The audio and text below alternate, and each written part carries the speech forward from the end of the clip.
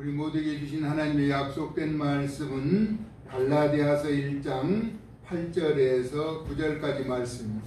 신약성경 301면에 있는 갈라디아서 1장 8절에서 9절 말씀 우리 한 목소리로 합독합니다.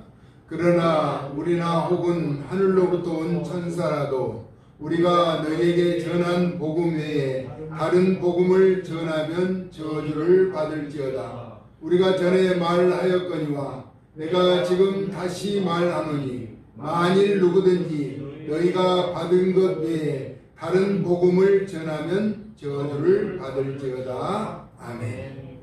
다른 복음 없다는 제목입니다. 다른 복음은 없습니다. 오직 예수만이 우리의 복음의 진리가 되시는 분이죠.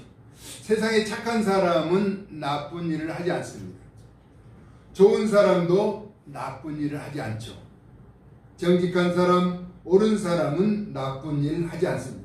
그러나 그 사람들의 판단하는 기준은 우리가 아니라 진리가 되는 것이죠. 세상의 관점으로 보면 착한 사람은 많습니다. 왜냐하면 자기가 기준이 되고 더 악하고 더 나쁜 사람이 기준이 되기 때문에 착한 사람이 많은 것이죠.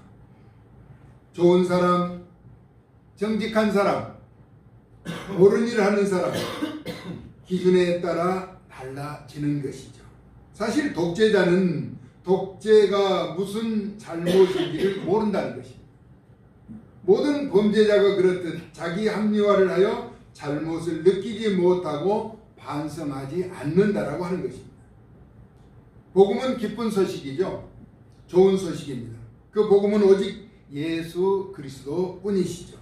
그래서 다른 복음은 없다는 말은 오직 구원과 영생은 예수 그리스도를 통해서 이루어지기 때문입니다. 그래서 바울은 이에 대하여 단언하기를 다른 복음을 전하는 자에게 저주를 받게 된다라고 말하고 있습니다.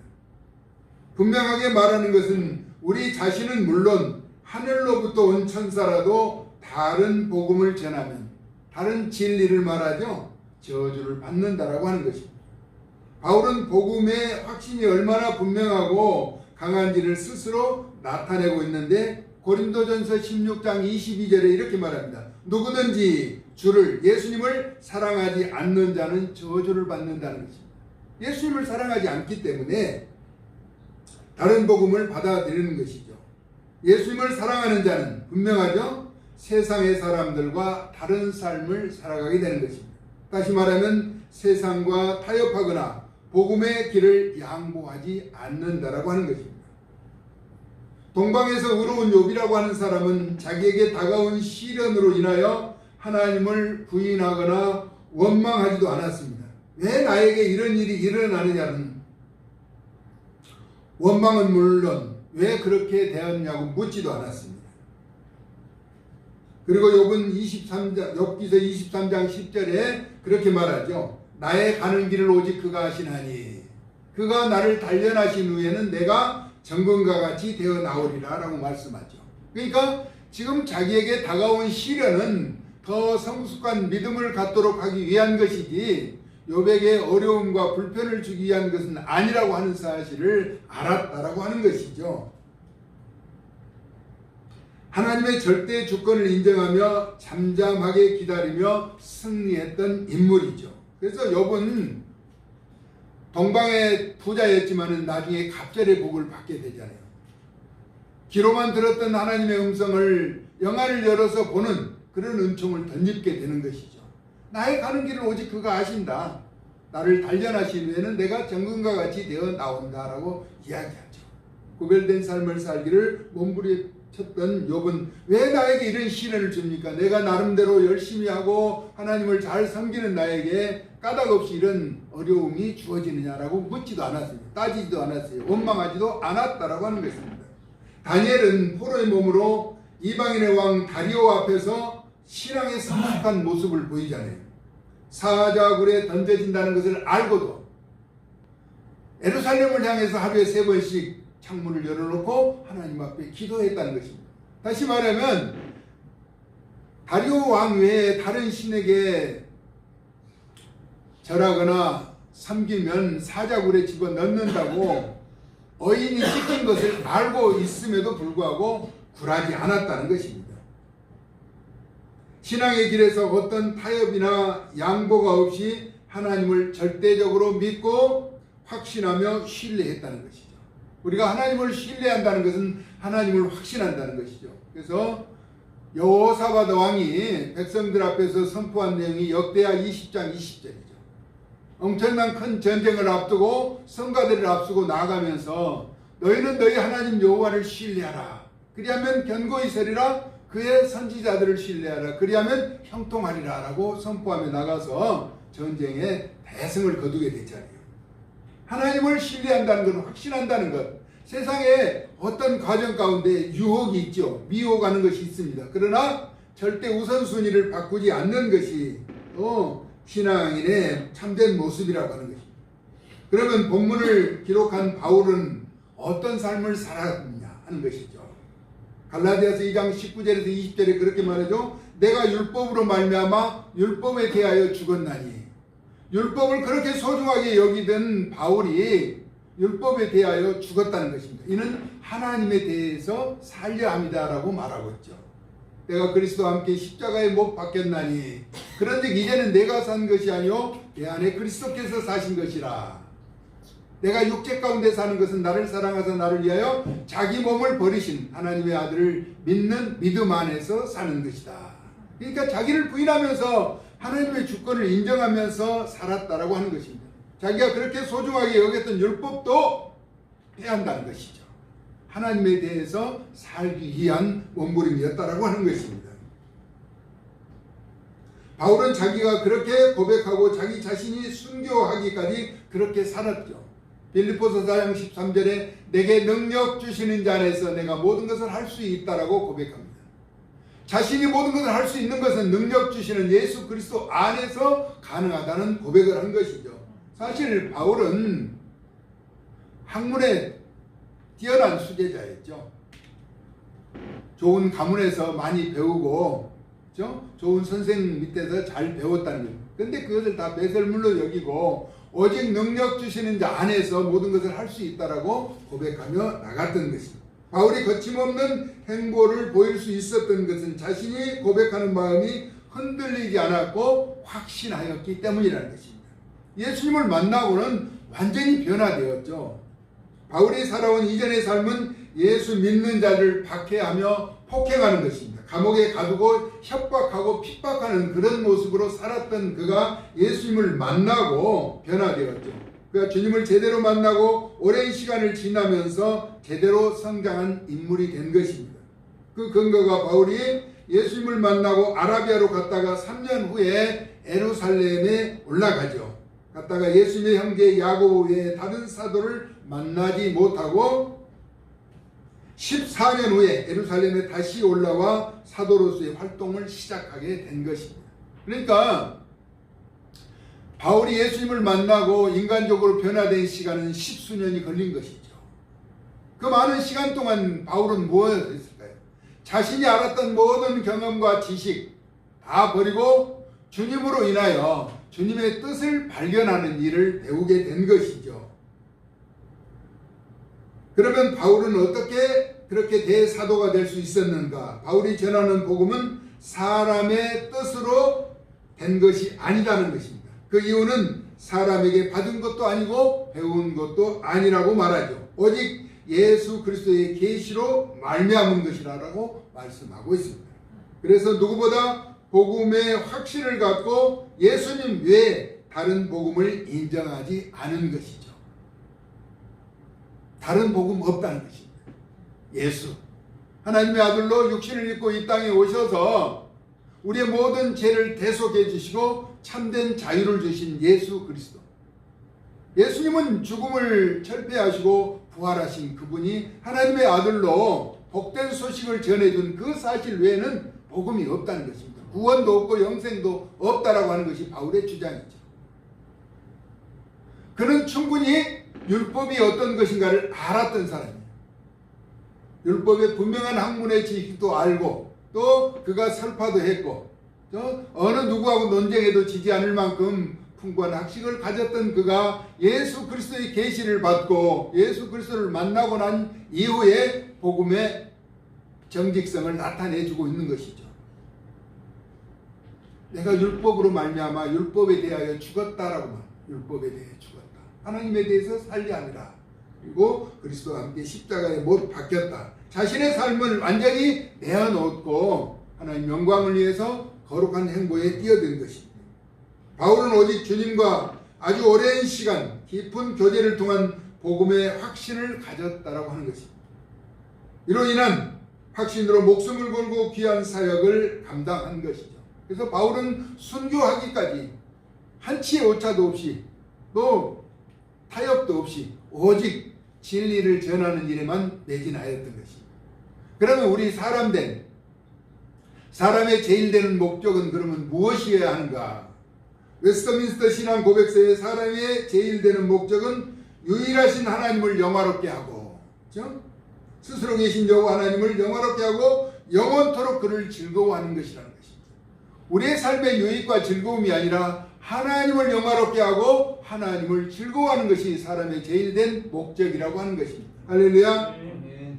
바울처럼 그렇게 믿음의 의로운 자의 삶을 살아가야 한다는 것입니다. 그러므로 사람이 살아가는 분명한 목적이 있어야 합니다.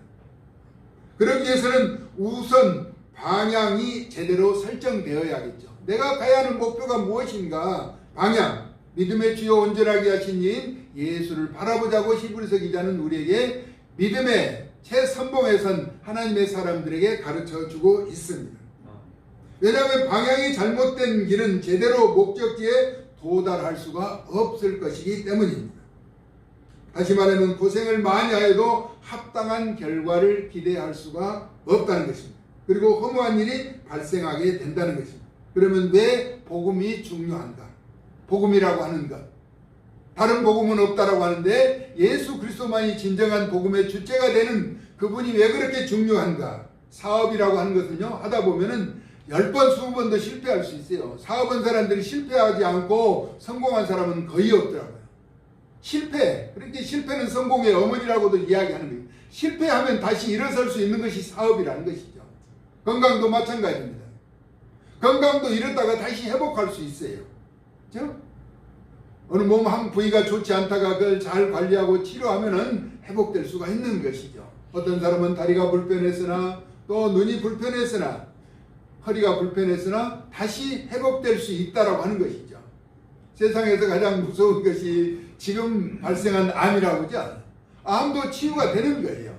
여러 가지 암의 종류가 있지만은 그래서 수술을 받고 또 가료해서 회복되는 그런 경우가 있다는 것입니다. 사업도 실패하면 또 공부도 때가 놓치면은 늦게라도 공부할 수가 있어요. 자기가 노력만 하면은 열심히 공부할 수도 있다라고 하는 것입니다.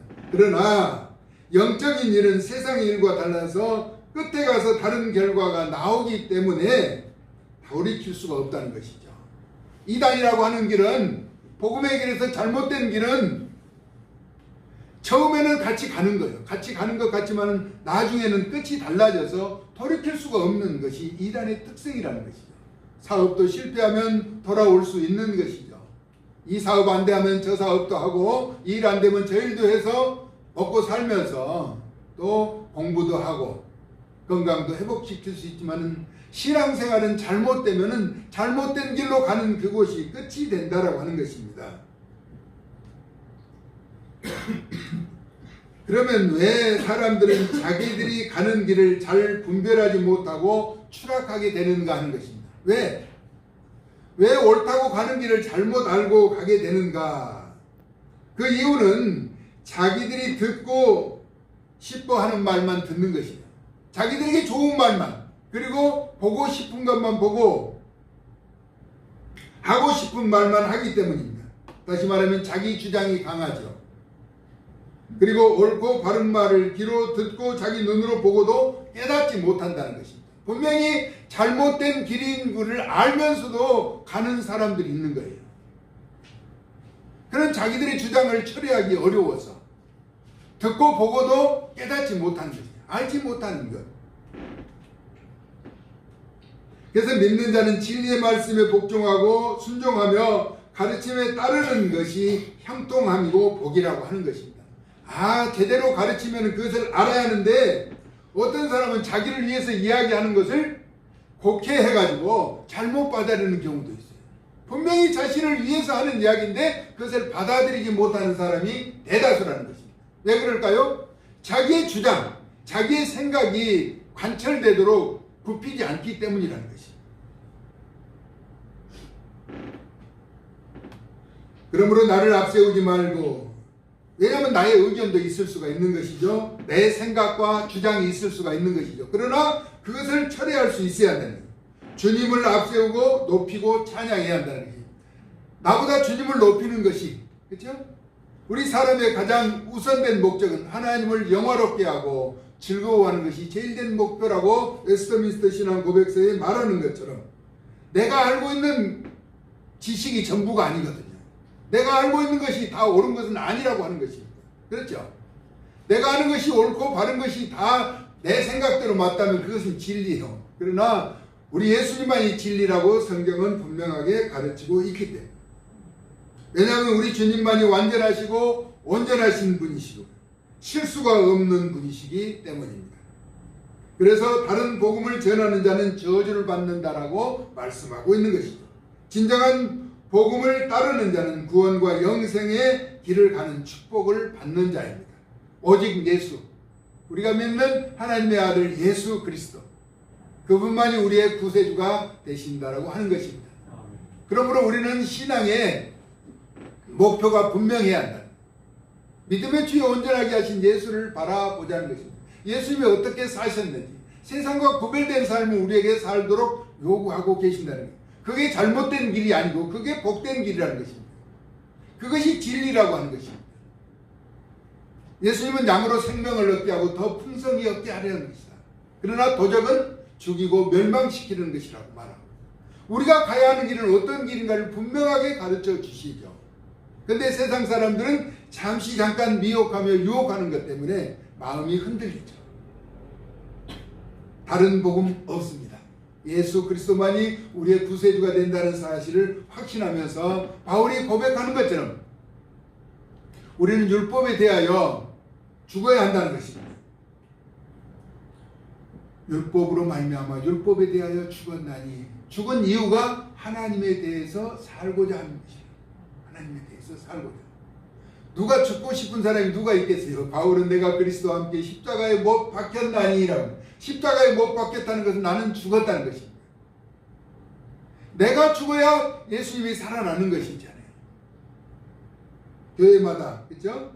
여러 의견이 있고 다양한 생각이 있게 돼요. 그렇죠? 제가 어느 임직자 설교에 가서 한 500명 정도 모이는 교회에 가서 그렇게 얘기했어요. 500명이 각자 의견을 개진하면 어떻게 되냐? 오버까지가 나온다는 거예요. 그러나 그 자기들의 의견이 관철되도록 하나님 앞에 기도하고 앞에 세우신 목회자를 통해서 그 일을 이끌어 간다면 분명히 하나님은 주의 종을 세우셨으니까 그 뜻을 이루어 가실 것이다. 얼마 되지 않았는데 그 교회가 아주 날명이 높은 산등성에 있었는데 평지로 아주 넓은 교회로 건축해서 이사를 갔습니다. 하나님이 한 뜻을 가지고 믿음으로 나아가도록 하나님은 임직자를 세우면서 역사하셨는데 하나님은 놀랍게 복을 허락해 주시더라는 것이죠. 다른 복음 없습니다. 예수 안에서 하나 될 때 사람은 많고 적은 것으로 때로는 판단하기도 하죠. 그러나 우리의 진실은 예수 그리스도를 나의 구세주로 믿고 의지하며 살아가느냐가 그것이 문제라는 것이죠. 그것이 해답이라고 하는 것입니다. 예수님을 믿으면서도 다른 방법을 사용하면서 살려고 하는 그런 많은 비욕하는 세력이 우리에게는 존재합니다.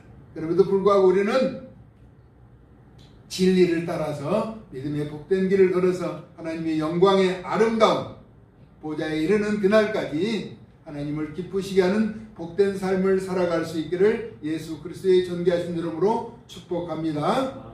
살아서 역사하신 하나님, 바울이 말하는 것은 다른 복음 없습니다. 예수 그리스도만이 우리의 구세주가 됨을 믿고 의지하고 확신하면서 세상에 미혹하는 모든 사단의 계계를 나사렛 예수 이름으로 물리쳐 주시고 오직 진리 안에서 복된 삶을 살아갈 수 있도록 은혜를 더하여 주시고 우리의 삶의 모든 여정 가운데 주님과 동행하며 승리케 하여 주시옵소서. 길이요 진리요 생명이 되신 예수 그리스도의 존귀하신 이름으로 축복하고 기도 올리옵나이다. 아멘.